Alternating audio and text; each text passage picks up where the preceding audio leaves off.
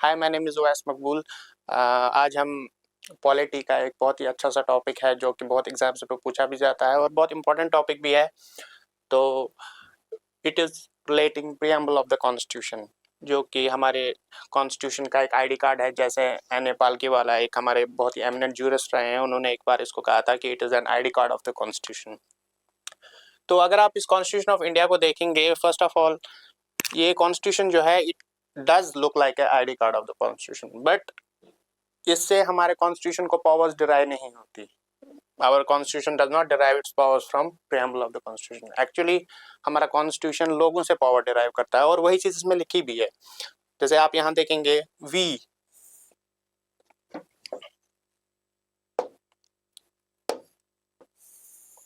We the people of India, we हम अपने आप को ये कॉन्स्टिट्यूशन दे रहे हैं और हम ही इसको पावर दे रहे हैं।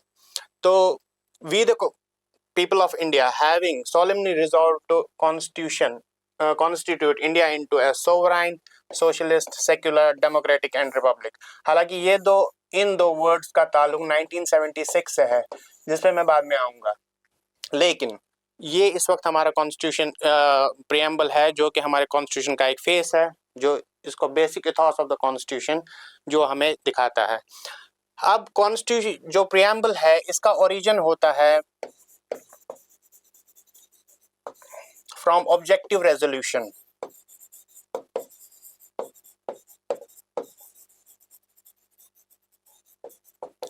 जो कि 13 दिसंबर को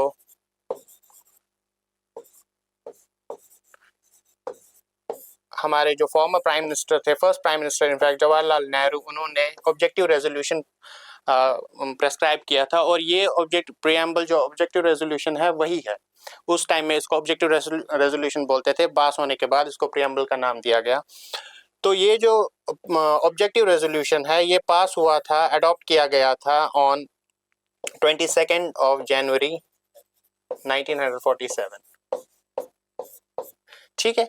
तो बट जब हमारा कॉन्स्टिट्यूशन पूरी तरीके से तैयार हो गया, एज यू नो कि ड्राफ्टिंग कमेटी जिसके हेड डॉक्टर B.R. अम्बेडकर भी थे, उन्होंने पूरा कॉन्स्टिट्यूशन जब रेडी कर लिया, तो प्रियम्बल को एक उसका फेस बना दिया गया, जिसमें हमारा कॉन्स्टिट्यूशन के बारे में एक बेसिक आइडिया हमें पता चलता है।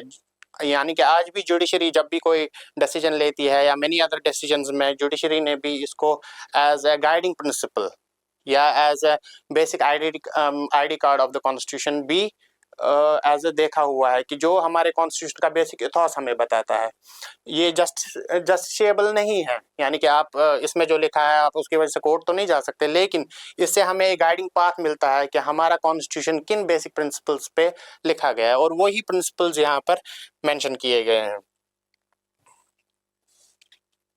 तो अब जो इसमें टर्म्स हैं, जो कि बहुत ही इंपॉर्टेंट है और एग्जाम्स में अक्सर पूछी भी जाती हैं, जो इसमें टर्म्स है उनके बारे में हमें पता करना है कि ये टर्म्स का एक्चुअल में मतलब क्या है। और इन टर्म्स से रिलेटेड जो भी क्वेश्चंस पूछे जाते हैं वो बहुत इंपॉर्टेंट हो जाते हैं, बिकॉज हमें बहुत बार ऐसा भी होता है कि हमें ये मतलब ही नहीं पता होता है इन टर्म्स का बेसिकली मतलब क्या है। तो अगर हम पहले देखेंगे तो इसमें ये 5 वर्ड्स हैं जो कि बहुत इंपॉर्टेंट हैं। उसमें से है सोवराइन है, सोशलिस्ट है, सेक्युलर, डेमोक्रेटिक एंड रिपब्लिक। पहले तो मैं आपको ये बता दूं, जो इनिशियल कॉन्स्टिट्यूशन जो 1949 को हमने अडॉप्ट किया था, उसमें सोवराइन और सोशलिस्ट ये दो जो वर्ड्स थे ये उसमें अवेलेबल नहीं थे। ये बाद में 1976 42nd अमेंडमेंट हमने किया हुआ था, तो उस अमेंडमेंट में ये सोशलिस्ट एंड सेक्युलर वर्ड्स उसमें ऐड किए गए थे। और इनफैक्ट उनमें एक और वर्ड भी ऐड किया गया था जो कि ये है इंटीग्रिटी। ये भी एक वर्ड है जो 1976 में इसमें ऐड किया गया था। अब आते हैं इनसे मतलब। तो सोवराइन, जैसे कि हमें मालूम है, इसका मतलब होता है कि जो ये कंट्री है ये एक सोवरेन कंट्री रहेगी। सोवरेन का मतलब कि इस पे एक्सटर्नल किसी का फोर्स नहीं चलेगा। जो भी ये कंट्री डिसीजन लेगी वो अपने आप से लेगी, यहाँ की गवर्नमेंट लेगी, यहाँ के लोग लेंगे। यानी कि यहाँ के लोग कैसे वो डिसीजन लेके, हम इलेक्शन कंडक्ट करते हैं और लोग वोट देते हैं, तो जो गवर्नमेंट चुनती है वो सारे डिसीजन लेती है। तो इससे हमें पता चलता है हमारे किसी अदर कंट्री का इन्फ्लुएंस हमारी पॉलिसीज पे नहीं होता। तो उस चीज को कहते हैं हम सोवरेन, जो टोटली इंडिपेंडेंट हो इन डिसीजन मेकिंग, जो डिसीजंस में इंडिपेंडेंट हो। ठीक है, तो जब हम सोवरेन की बात करते हैं कि हमारे पास गवर्नमेंट आज़ादी से पहले भी थी, इंडिपेंडेंस से पहले भी थी, लेकिन उस टाइम जो भी डिसीजन लिए जाते थे वो in the name of queen लिए जाते थे, और हमारी जितनी भी पॉलिसीज यहाँ बनती थी वो बन के एक्चुअल में आई होती थी ब्रिटेन से। तो उस टाइम हमारे पास यहाँ उस टाइम भी इलेक्शन होते थे, इनफैक्ट आज़ादी से पहले भी इलेक्शन हुआ करते थे, लेकिन हम सोवरेन नहीं थे। क्यों नहीं थे? क्योंकि हमारे पास खुद की डिसीजन मेकिंग पावर्स नहीं थी। हम वही करते थे जो ब्रिटेन से उनकी डायरेक्शंस होती थी, तो ब्रिटिश गवर्नमेंट उसी के अकॉर्डिंग सारा कुछ करती थी। तो इससे हमें पता चलता है कि सोवरेन का क्या मतलब होता है। सेकंड है सोशलिस्ट। सोशलिस्ट किसको कहते हैं? सोशलिस्ट उसको कहते हैं जो कंट्री सोशली सबका ख्याल रखती है। सोशली ख्याल रखना क्या होता है? सोशली अगर आप इसके मतलब में जाएंगे तो हमें जस्टिस भी सोशल, आप यहां देखेंगे हमें जस्टिस भी सोशल हिसाब से देना है। लेकिन इसका बेसिकली मतलब क्या है? मतलब ये है कि हम वेलफेयर की बात करते हैं। अगर आप पार्ट 4 ऑफ कॉन्स्टिट्यूशन देखेंगे, डीपीएसपीज, वो वेलफेयर स्टेट की बात करता है। यानी कि हमारी कंट्री जो है वो गरीबों का या किसी भी तरीके से जो मार्जिनलाइज कम्युनिटी होती है या जो इकोनॉमिकली पोअर होते हैं या किसी भी तरीके से जिनका शोषण किया जाता है, तो उनको भी हमें बराबर के अधिकार देने हैं। और ये गवर्नमेंट हर एक तबके का, हर एक जो कम्युनिटी है या हर एक एंगल से किसी भी तरीके से, चाहे उनका, जो आपको मालूम ही होगा कि हमारे यहाँ कास्ट पे बहुत डिफ्रेंशिएशन किया जाता था, इकोनॉमिक डिफ्रेंशिएशन बहुत हुआ था, हर चीज़ से उस हिसाब से हम सोशल कंट्री इसीलिए बने थे ताकि हम वेलफेयर स्टेट एक बिल्ड करें। तो ये जो सोशलिस्ट कंट्री है, सोशलिस्ट का मतलब ही मतलब ये होता है कि हम हर एक एवरी सिटीजन और एज ए होल, अगर हम कम्युनिटी, किसी भी कम्युनिटी की बात करें, वेदर इट इज रिच और पुअर, सबको इक्वली ट्रीट किया जाएगा। और अगर फॉर एग्जांपल किसी कोई पर्टिकुलर ऐसी कम्युनिटी है जो अंडर प्रिविलेज है, अंडर रिप्रेजेंटेड है, या किसी तरीके से वो किसी चीज में पीछे रह गए हैं, तो सिर्फ एक ऐसी जो कंट्री होती है, जो सोशलिस्ट कंट्री होती है, वही उनके बारे में सोचती है। इसीलिए हमने सोशलिस्ट को अपने प्रियम्बल, अपने बेसिक इथॉस पे, क्योंकि उस टाइम भी अगर आप देखेंगे कि हमारा जो कंट्री थी वो बहुत गरीब थी, तो उस टाइम अगर हम सोशलिज्म एक्वायर नहीं करते या कैपिटलिस्ट इकोनॉमी की तरफ जाते, जो कि इस चीज़ की परवाह नहीं करती, उनका सिर्फ प्रॉफिट मोटिव होता है, तो हमारी कंट्री क्योंकि उस टाइम बहुत गरीब थी, because we had been just new ही हम इंडिपेंडेंस लिए थे, तो इस वजह से भी हमारा बेसिक इथॉस रहा ये है हमेशा से कि हम सोशलिज्म, मिक्स्ड इकोनॉमी पे हम बिलीव करते हैं, तो हम सोशलिज्म पे भी बिलीव करते हैं। क्यों? क्योंकि गवर्नमेंट, जैसे आप ये देख सकते हैं कि पीडीएस स्कीम चलाती है, गरीबों के लिए वेलफेयर स्कीम चलाती है, that is what, that comes under socialism. तो हमारी एक सोशलिस्ट गवर्नमेंट होती है जो कि गरीबों का भी उतना ही ख्याल रखती है कि जो जो खुद को रिप्रेजेंट नहीं कर सकते, जिनका खुद का कोई ऐसा चीज नहीं है कि वो अपने आप को अपलिफ्ट कर सकते हैं, तो government helps them to uplift. तो वो इक्वेशनल, एक आप ये कह सकते हैं कि इक्वेट करती है, whether it is in form of financial responsibilities और एनीथिंग, जिससे वो अपलिफ्ट हो सके, हर एक समाज का हर एक तबका अपलिफ्ट होना चाहिए। Third is secular. अब सेक्युलर जो है, ये वर्ड काफी कंट्रोवर्शियल भी है और इसके बहुत सारे मतलब भी हैं, लेकिन हमारी कंट्री में सोशलिस्ट का जो मतलब है वो थोड़ा सा डिफरेंट है। इनफैक्ट ये सेक्युलरिज्म का प्रिंसिपल ये एक्चुअली हमने अमेरिकन कॉन्स्टिट्यूशन से लिया है एक्चुअल में, बेसिक, क्योंकि अमेरिका में सेक्युलरिज्म का जो मतलब है वो बेसिकली है कि वहाँ स्टेट, यानी कि जो कंट्री है, कंट्री का कॉन्स्टिट्यूशन है, वो किस एंगल से देखता है रिलीजन को, तो वो स्टेट से बिल्कुल अलग रखते हैं रिलीजन को। They do not consider religion as part of the government और पार्ट ऑफ द स्टेट, वो उसको टोटली अलग रखते हैं फ्रॉम द स्टेट। लेकिन हमारा सेक्युलरिज्म उनसे थोड़ा सा डिफरेंट है कि हम रिकॉग्नाइज सब धर्मों को करते हैं, लेकिन हमारे स्टेट का कोई पर्टिकुलर धर्म नहीं है। यानी कि स्टेट जो हमारा है, जो इंडिया है, इसका कोई official religion, there no official religion.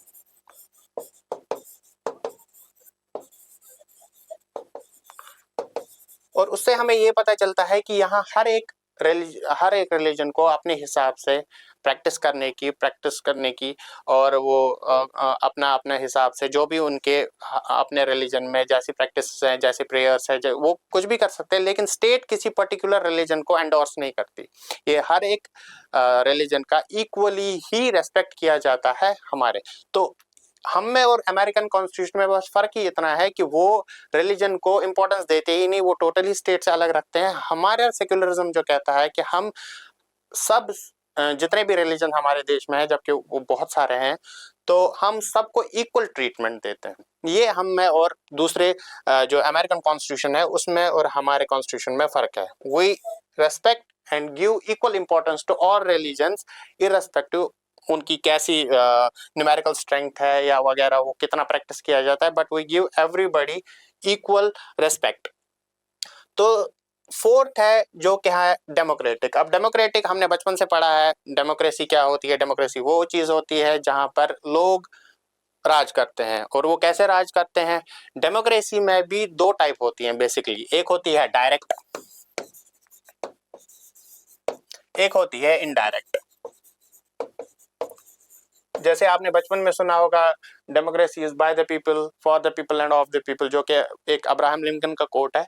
तो बेसिकली डेमोक्रेसी होता यह है जब लोगों का राज हो। हमारे केस में हमारे यहाँ इनडायरेक्ट डेमोक्रेसी है, जो यानी कि हम जो लोग हैं, हम अपने पीपल जो होते हैं वो एक रिप्रेजेंटेटिव को चुनते हैं और वो आगे चल के एक गवर्नमेंट बनाते हैं और वही गवर्नमेंट आगे चल के पॉलिसीज बनाती है। तो हम इनडायरेक्ट डेमोक्रेसी में, क्योंकि यहाँ लोग डायरेक्ट रूल नहीं करते, हम एक रिप्रेजेंटेटिव चुनते हैं जिसको हम लोकसभा भी बोलते हैं। जैसे हम एमपी चुनते हैं, लोकसभा का चुनाव जैसे पिछले साल ही हुआ है, तो हमने एमपी चुने और वो जाके लेजिस्लेचर में लॉज बनाएंगे जो कि सब कम्युनिटी के लिए होता है, पूरे कंट्री के लिए वो लॉज होते हैं। तो वो उस हिसाब से। दूसरी होती है डायरेक्ट डेमोक्रेसी। डायरेक्ट डेमोक्रेसी में बेसिकली लोगों से डायरेक्ट ही पूछा जाता है। ऐसी, हालांकि स्विट्जरलैंड एक इसका एग्जाम्पल है। स्विट्जरलैंड में ये होता है क्योंकि वहां पॉपुलेशन बहुत कम है, पॉपुलेशन इज वेरी लेस, और इसलिए वहां पर ये किया जा सकता है। अब डायरेक्ट डेमोक्रेसी में होता यह है कि कोई भी चीज है, कोई भी लॉ करना है, हमें कुछ भी कोई लॉ बनाना है या लोगों से ओपिनियन, तो वो डायरेक्ट ही ली जाती है। इसमें फॉर एग्जांपल अगर आप देखेंगे तो इसमें कुछ चीजें ऐसी होती हैं, जैसे इसमें एक तरीका होता है रेफरेंडम, जो ये होता है कि आप कोई लॉ है, कुछ बनाना चाहते हैं, कोई रूल बनाना चाहते हैं, तो आप उसको लोगों में वोटिंग के लिए दे देंगे, तो लोग उस पर वोट करेंगे, डायरेक्टली वोट करेंगे उस पर कि वेदर इट इज राइट और रॉन्ग। तो ये लेकिन उस कंट्री में हो सकता है जहां पॉपुलेशन बहुत कम हो। हमारी कंट्री में ये नहीं हो सकता, हम 140 करोड़ प्लस हैं। तो ऐसी कंट्री में जहां इतनी ज्यादा पॉपुलेशन, वहां ये नहीं चल सकता। तो जिन कंट्रीज में ये बहुत छोटी पॉपुलेशन होती है, वहां एक काम करता है। ऐसे ही एक और तरीका होता है इसमें, जो होता है प्लेबिसाइड। प्लेबिसाइड होता है जिसमें डायरेक्ट ही ओपिनियन पूछी जाती है लोगों से कि आप अपनी ओपिनियन दीजिए कि आपको कैसा लॉ चाहिए या कुछ चेंजेस करनी चाहिए। तो वो ओपिनियन, रेफरेंडम और इसमें यही फर्क होता है। रेफरेंडम में ऑलरेडी वो उन्होंने लॉ बना लिया होता है, वो बस लोगों से इसकी वोटिंग पूछ रहे होते हैं। प्लेबिसाइड में ये होता है वो लोगों से ओपिनियन मांग रहे होते हैं कि बेसिकली आप चाहते क्या है, किस तरह का। तो दोनों केस में direct and indirect both democracy में लोग ही राज करते हैं, लेकिन बस एक तरीका इसमें डिफरेंट है। अब रिपब्लिक का क्या मतलब है? रिपब्लिक के भी दो मतलब है, इसके भी दो मतलब है। एक तो ये है कि जो हमारा हेड ऑफ द स्टेट होता है वो इलेक्ट होता है। दूसरा इसका ये मतलब है कि ये जो हेड ऑफ द स्टेट है ये हेरिडिटी नहीं होती, ये हेरिडिटी पोजीशन नहीं होती। हमारे यहाँ स्टेट इलेक्ट किया जाता है। तो हेड ऑफ द स्टेट कौन होता है? Head of the state president होता है और वो हमारे यहाँ इलेक्ट होता है। क्यों? क्योंकि हम इससे पहले, इंडिपेंडेंस से पहले, ब्रिटिश का एक कॉलोनी थे, तो उस वहाँ क्या होता है, वहाँ मोनार्कियल सिस्टम है। It is opposite to monarchial system. Monarchial system में जो पोजीशन होती है वो परमानेंट होती है, मोनार्क हर 5 साल में चेंज नहीं होता, वो हमेशा वही रहता है। और दूसरा ये भी कि वो हेरिडिटी पोजीशन है। जैसे अभी आपको मालूम है लास्ट ईयर क्वीन डाइड, तो जो वहाँ के किंग है ही टुक द प्लेस। तो ये हेरिडिटी पोजीशन है, वहाँ किंग अब बन चुका है, पहले क्वीन थी अब किंग है, उनकी डेथ होगी तो जो प्रिंस है उनमें से कोई किंग बनेगा। लेकिन हमारे यहाँ ऐसा नहीं है, हमारे यहाँ हर 5 साल में इसका भी इलेक्शन होता है।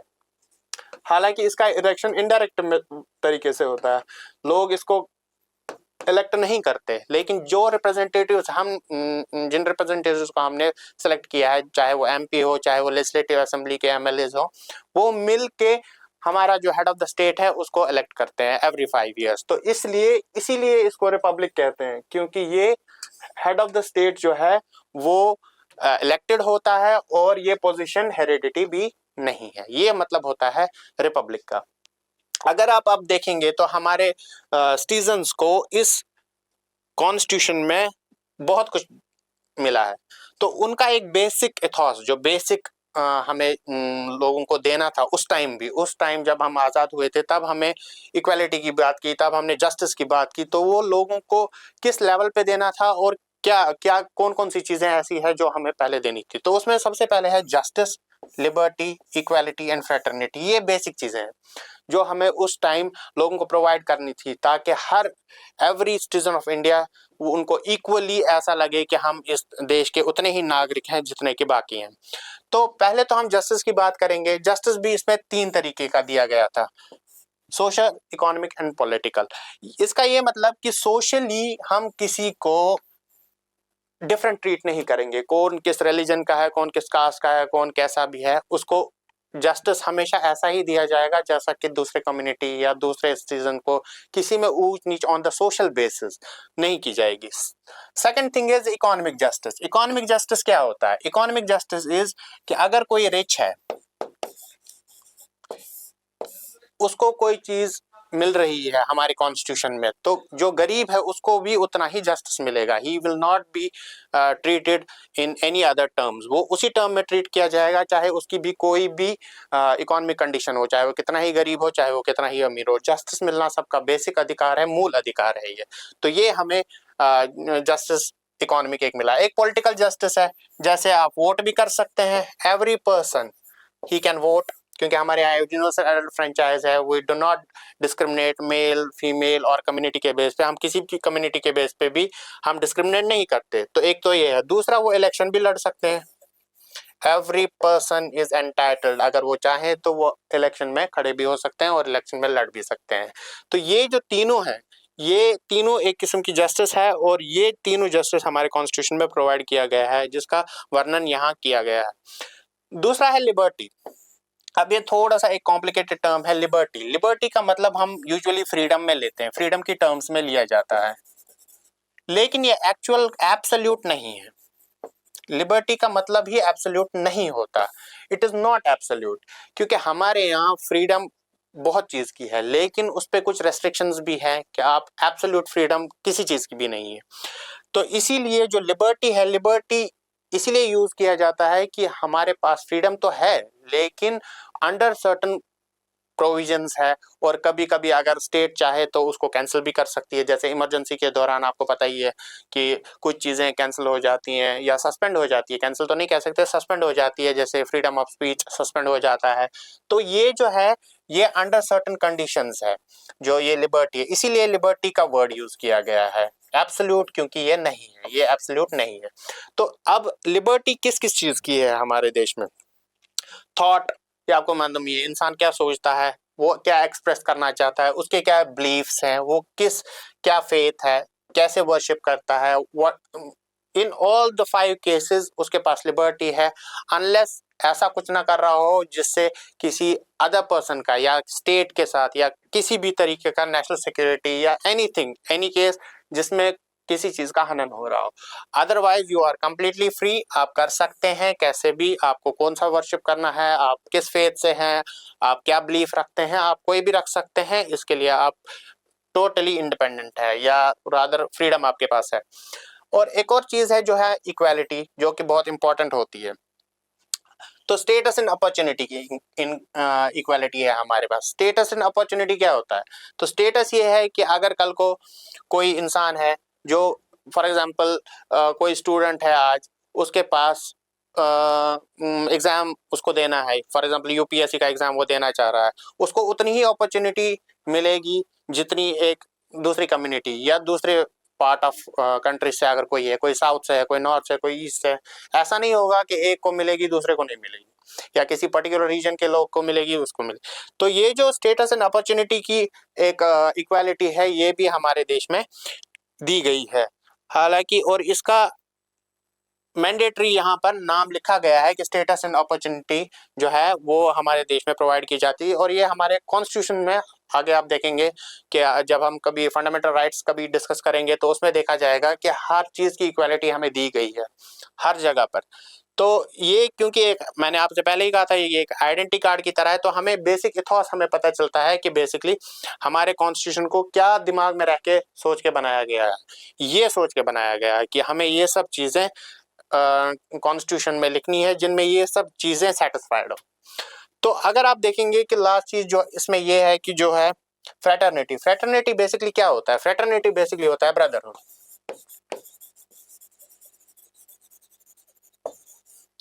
ब्रदरहुड यानी कि हम एक दूसरे के साथ भाईचारे से रहें। कॉन्स्टिट्यूशन ने एक हिसाब से देखे तो पहले उस टाइम में उन लोगों ने यही सोच के कि कोई किसी से कैसा भी तरीके का बैर ना रखे, ना ही कोई किसी को अपने आप से ऊपर समझे, ना किसी के नीचे समझे, क्योंकि हमें उसी बेस पे जब हमारी इक्वालिटी होती है तभी हम ये भी अचीव कर सकते हैं। ब्रदरहुड इक्वालिटी के बेस पे अचीव की जाती है। तो जब हमारे कॉन्स्टिट्यूशन ने हमें पहले इक्वालिटी दे दी तभी हम एक दूसरे को इक्वल समझेंगे और तभी ये ब्रदरहुड मिल सकता है। कैसे? तभी हम सब एकजुट रह सकते हैं। अगर इक्वालिटी होगी ही नहीं तो ये चीज़ भी अचीव नहीं होगी। अगर ये सब चीज़ें इक्वालिटी, जस्टिस, लिबर्टी ये किसी ना किसी तरीके से अगर ये किसी पर्टिकुलर को ही दिया जाता तो ये तो अचीव होने से ही रहा, ये तो फिर कभी अचीव नहीं होता। तो फ्रेटर्निटी तभी अचीव होगी जब ये सब चीज़ें पहले ही मिल जाएंगी, और इन सब चीज़ों के मिलने से ही फ्रेटर्निटी भी तभी ये देश स्ट्रांग भी रहेगा। और इंटीग्रिटी जैसे इसमें लिखा भी है, यूनिटी एंड इंटीग्रिटी, ये नेशन में तब रहती है जब ये सब चीज़ें मिलेगी, तभी नेशन एक यूनाइट भी रहता है और उसमें कोई भी किसी भी तरीके का भेदभाव नहीं होता। तो उसी से प्रमोट होती है ब्रदरहुड भी। अब यहाँ पर देखिए, यहाँ पर लिखा भी है कि हमने 26 डे ऑफ नवंबर 1949 को ये अडॉप्ट किया है। ठीक है, हालांकि ये अडॉप्ट तो 1949 नवंबर में किया गया, तो फिर मैंने आपसे ये क्यों कहा कि रिपब्लिक डे हम मनाते हैं 26 जनवरी को। तो ये एक बहुत ही बेसिक सी चीज़ है जो कि बहुत लोगों को पता भी नहीं होगी, लेकिन 26 जनवरी जो है उस दिन जो कॉन्स्टिट्यूशन है वो फोर्स में आया है। और जो ये 26 नवंबर है इस दिन ये अडॉप्ट किया गया, यानी कि एक हिसाब से आप देखें तो जैसे आज हम कोई बिल पास करते हैं लेजिस्लेचर से तो वो उस दिन अडॉप्ट हो जाती है, वो एक्ट बन जाता है, लेकिन एनफोर्स वो किस दिन से होगी? वो उस दिन से फोर्स में आएगी, यानी कि उस दिन से उसके रूल्स एंड रेगुलेशन जो हैं वो फोर्स में आएंगे। लेकिन जिस दिन वो अडॉप्ट होती है वो उस दिन बिल बन जाती है, प्रेसिडेंट का साइन होता है, वो बिल बन जाता है। ऐसे ही ये अडॉप्ट किया गया था 26 नवंबर को, और फोर्स ये 26 जनवरी से आया। अब आप सोचेंगे कि 26 जनवरी ही क्यों? ये भी एक बहुत ही इंपॉर्टेंट डेट है। 26 जनवरी का कोई रैंडमली नहीं चूज किया गया था। 26 जनवरी का इतिहास भी अपना है। 26 जनवरी जो है ये पहली बार हमने इंडिपेंडेंस डे मनाया था।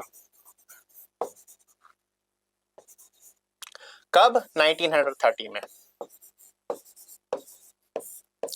1929, क्योंकि उस टाइम पे कांग्रेस जो आईएनसी थी वो एक पॉलिटिकल पार्टी थी जो इंडिपेंडेंस के लिए लड़ रही थी। उन्होंने 1929 में पूर्ण स्वराज 1929 में एक पूर्ण स्वराज यानी कि इंडिपेंडेंस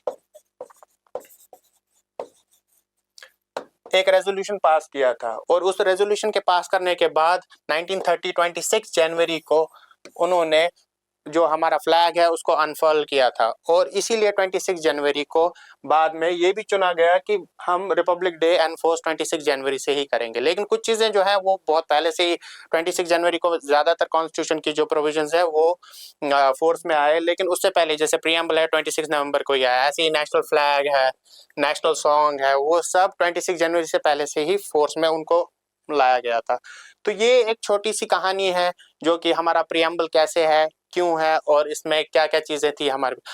अब इसका बस एक लास्ट पार्ट ये है कि प्रीएम्बल से आपको क्या मिलता है। प्रीएम्बल पहले तो एनफोर्सेबल नहीं है, यानी कि आप इसके बेस पे यहाँ पर जैसे लिखा है कि जस्टिस है, लिबर्टी है, आप इन दोनों को लेकर कोर्ट नहीं जा सकते कि मुझे इस वक्त जस्टिस नहीं मिल रहा। हालांकि आप किसी और प्रोविजन में जा सकते हैं, लेकिन आप प्रीएम्बल का हवाला देकर कोर्ट नहीं जा सकते कि मुझे जी ये जस्टिस नहीं मिला। तो ये जस्टिशिएबल नहीं है।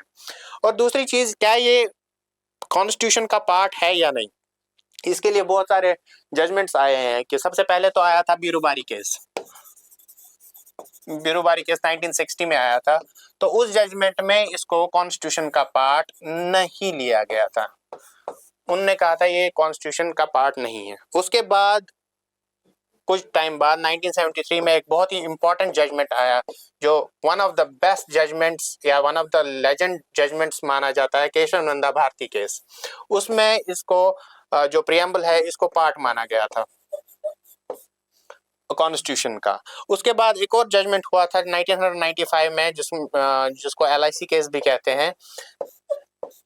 उसमें इसको इंटीग्रल पार्ट का दर्जा दिया गया था, यानी कि it is integral part of constitution.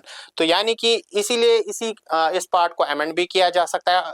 It can not be enforced, ये जस्टिशिएबल नहीं है, लेकिन इसमें संशोधन किया जा सकता है, यानी कि इस पे अमेंडमेंट किया जा सकता है। और इसी वजह से मैंने आपको बोला था ये जो दो चीजें हैं और इंटीग्रिटी है, ये बाद में इसमें 1976 में ऐड किया गया था। तो इसीलिए एक डॉक्ट्रिन है जो बेसिक प्रिंसिपल का डॉक्ट्रिन है, तो उन्होंने ये कहा है कि हम प्रीएम्बल जो है उसमें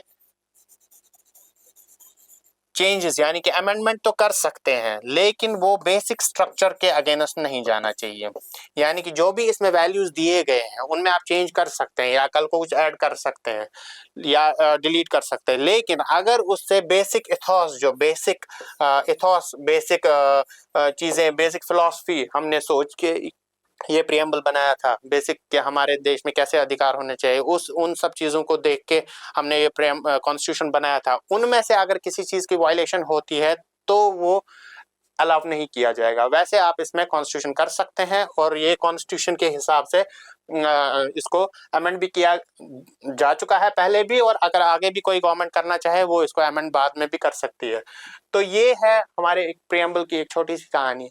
इसके साथ ही मैं आपसे अलविदा लेता हूँ, and this is the end of this preamble topic.